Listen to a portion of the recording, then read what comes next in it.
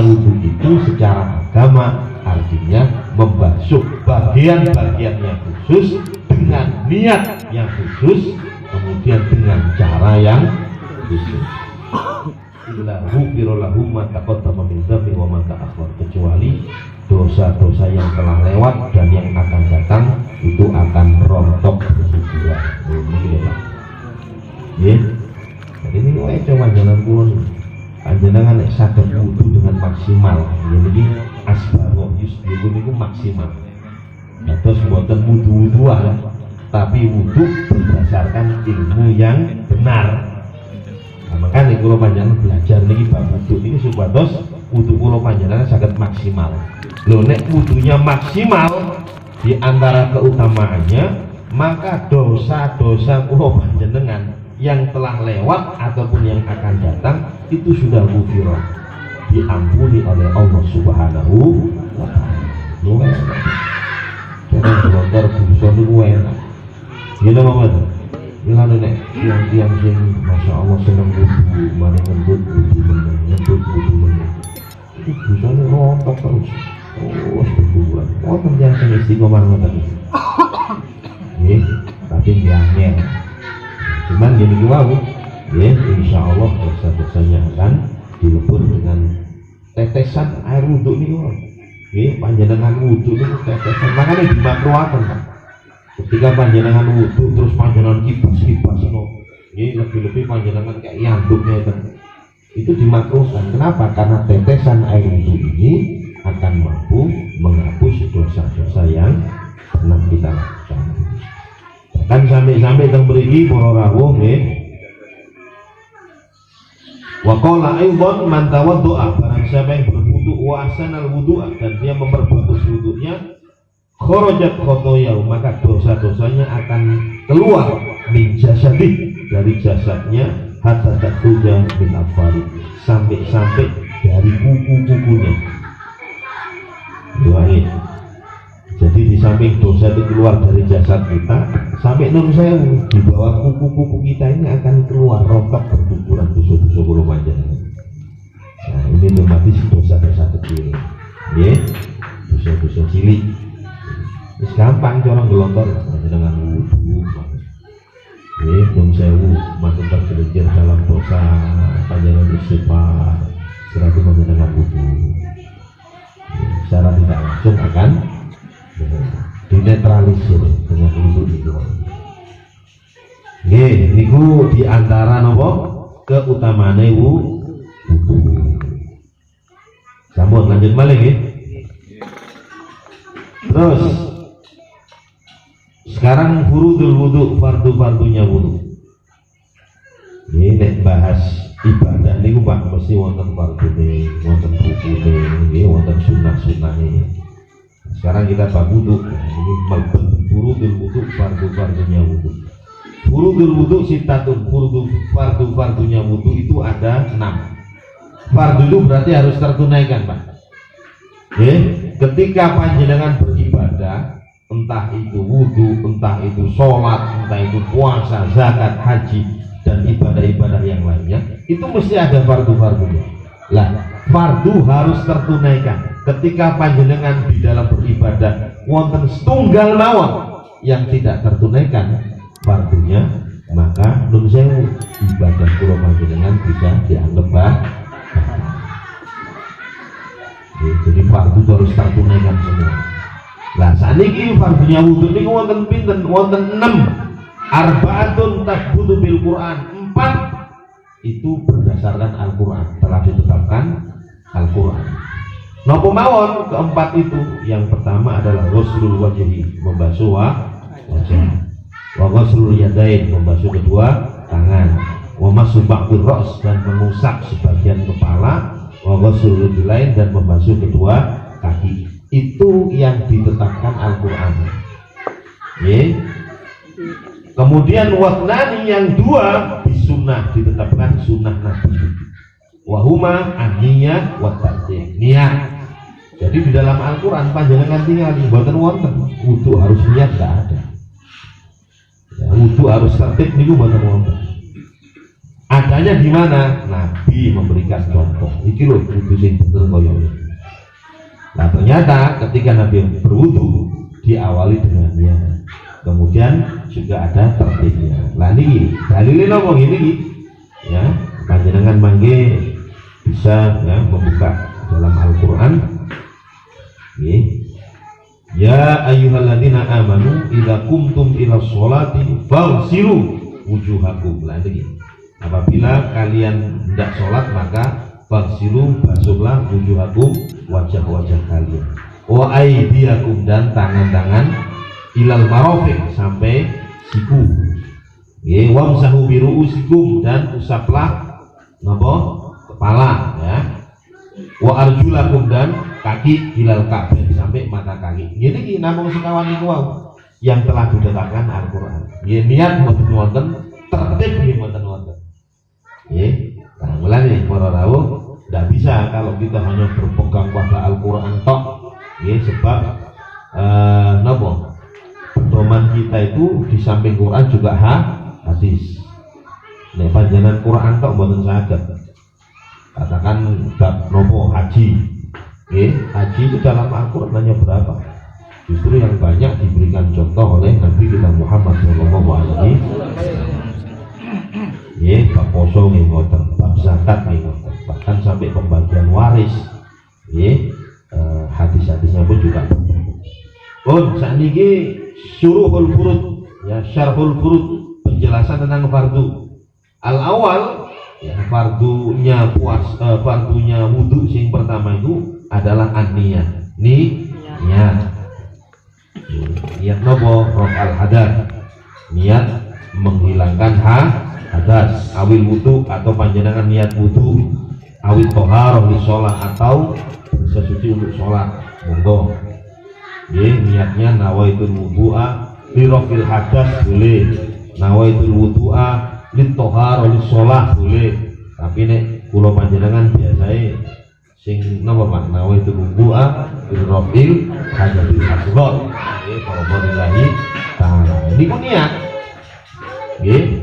Lah terus niatnya itu kapan? Lah niki sing penting para rawuh. Waktunya niat itu adalah inda ghusli awal juz'in minal wajh.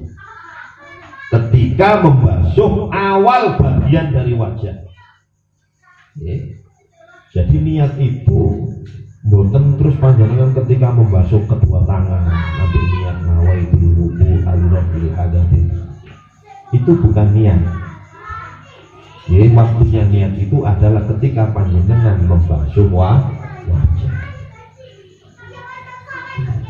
Dan niat itu berupa lebih dalam hati. Adapun panjenengan ketika mengucapkan, mentalafutkan, melafalkan nawaitul wudu'a itu hanya sunnah saja. Fardunya adalah ketika panjenengan membasuh wajah langsung di dalam hati niat, saya niat wudu untuk menghilangkan hadas kecil lillahi ta'ala. Terus harus bersamaan dengan mengusap wajah. Kadang-kadang nun sewu kata lari-lari niku nek ditinggali justru niatnya pas wesu tangan baru niat ya. Kalau di sini harus bersamaan karena niat itu muqtarinan bi fi'li, harus bersamaan dengan perbuatan ya. Ketika panjenengan membasuh wajah lah niku para rawuh niat niku pertama. Yang kedua, ghuslul wajhi. Fardu yang kedua adalah membasuh wajah. Ya, summiya bidzalik, dinamakan wajah itu li'an nabi taqal wajah. Ini pokoknya jenenge wajah ini ketika panjenengan depannya itu namanya wajah. Ini berarti wajah itu Pak. Makanya nanti di sini nanti haduhu tulan. Kalau panjangnya antara tempat tumbuhnya rambut rambut kepala sampai muntahal lihya, sampai nopo jenggot. Ini berarti sampai ini kalau tul panjang. Kalau lebarnya adalah bainal udunain, antara dua telinga. Terus saya kalau perhatikan panjenengan nek wudu Pak, ini tidak terkena itu sudah tidak sah.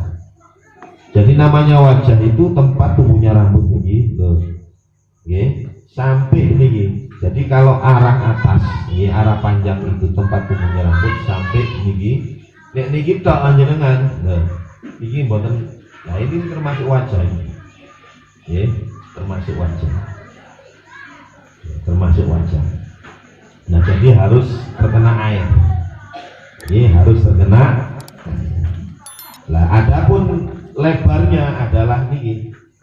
Nopo? Telinga ini. Itu harus terkena air semua.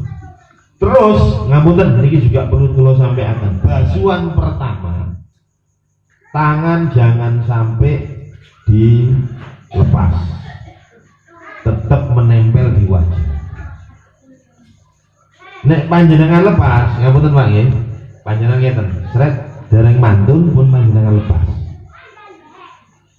Berarti ini tadi airnya adalah air mustakmal. Betul kan? Kan sudah panjenengan pakai. Airnya mustakmal, padahal kalau panjenengan kalau mau belajar ketika berwudu harus menggunakan air mutlak. Kalau panjenengan menggunakan air mustakmal tidak sah wudu. Niki sering terjadi, ngapunten nggih, wudune enak. Yes. Mari nunjuk meneh. Sebetulnya basuhan pertama itu harus sempurna dulu. Gimana caranya ya? Tuh panjenengan niat nawa itu wudu ya. Nah, ini jangan dilepas. Pun panjenengan terus akan niat ngono. Sampai terkena semua. Sampai terkena semua. Nah itu berarti panjenengan memang menggunakan air mutlak sudah. Adapun basuhan kedua dan ketiga itu sunnah. Panjenengan gawe banyu mustakmal mboten napa-napa kalau sunnah. Iya, basuhan pertama itu karena lirofil hadas minggu untuk menghilangkan hadas, sehingga harus menggunakan air mutlak. Ini gampang-gampangan. Iya. Untuk wudu nggih ngoten. Sampinge wudu banter-banter. Jebret. Panjenengan ngeten kecipatan. Lho, niki lahirnya mustakmal. Nggih. Nah. Nggih. Dilanjut. Sampun.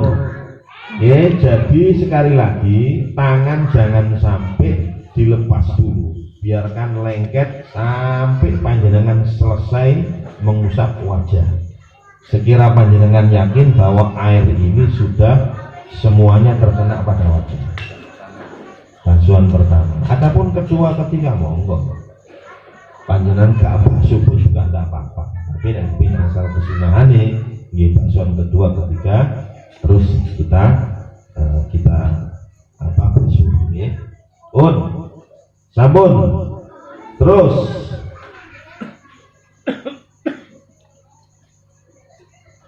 nah saat ini hukum ghusli syu'uril wajh, hukum membasuh rambut-rambut yang ada di wajah.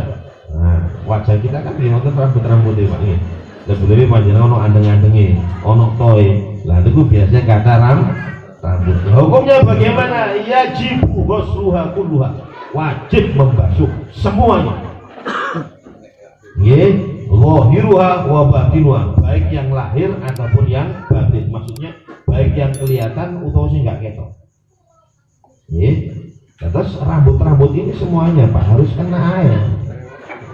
Nah, nek wis sebut mangke iki untuk pembahasan ini. Alis harus kena semua. Nun sewu, hidup mriki harus kena air. Nggih, mulane mboten saged nek panjenengan wudu cepet-cepetan. Ndak bisa, makanya hadisnya itu tadi, nggih, man yusbihu, barang siapa yang menyempurnakan wudunya, baru wudunya bisa menggelontor dosa-dosa itu tadi.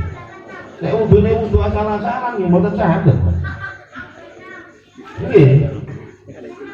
Nggih, nah jadi rambut yang ada di area wajah ini harus terkena air. Wa yustasna min dzalik, dan dikecualikan. Nah ini pertanyaan Mas. Wa istasna min dzalik ya, dan dikecualikan al-lihya, jenggot, wal aridhon, godek. Nggih, idza kana katifain, apabila jenggot ataupun godek iki katifain, apa? Lebat. Jenggot itu tebel lebat, wajibu ghuslu dhahirihima. Maka wajib membasuh lahiriahnya saja, luarnya saja. Duna batiniha, bukan yang area dalam. Terus medingnya tenang kakak, mboten napa-napa. Nggih. Nah, mboten napa-napa.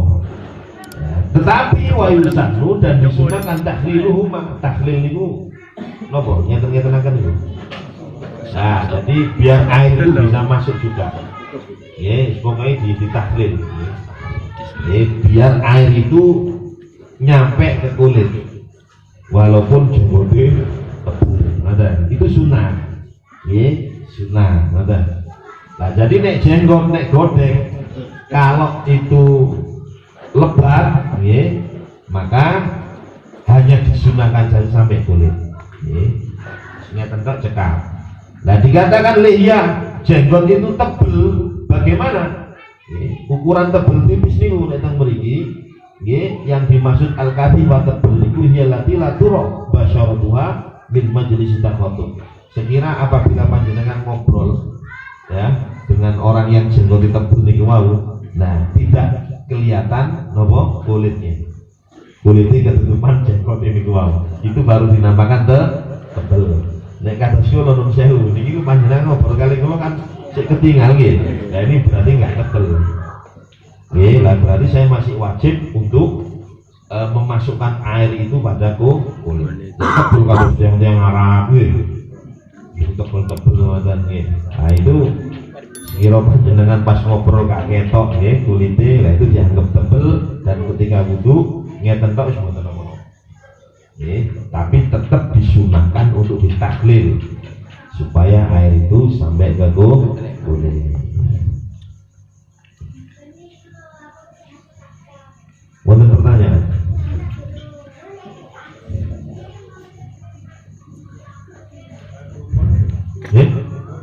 Kumur. Nah, kalau kumur itu sunnah. Sunnah semua. Makanya kalau niki kan tasik Pak, tasik nopo fardu-fardunya wudu. Fardu didulukan, kenapa? Ini wow. Karena seseorang ketika meninggalkan fardu sudah dianggap gak sah. Makanya di sini ulama-ulama fikih ya itu wonten skala prioritas. Jadi sing penting didisiakan. Nah, nanti sunnah-sunnah itu terakhir. Masalahnya kalau sunnah itu kan walaupun panjenengan wonten ngamalaken mboten napa-napa. Tapi kalau fardu wajib. Katakan mau panjenengan gak niat, ya gak sah. Atau tidak membasuh wajah, gak sah. Jangankan gak membasuh, ada sebagian wajah saja yang tidak terbasuh, itu tidak sah. Makanya sampai diri sini sak nopo bulu-bulu yang ada di wajah itu yang nopo harus terkena semua. Terkena semua. Jam sama. Sekarang ini mang ya. Kasih kali ya. Fardunya masih 2, insya Allah nanti kita lanjutkan kapan-kapan mawon pun mugi-mugi wonten barokah. Amin.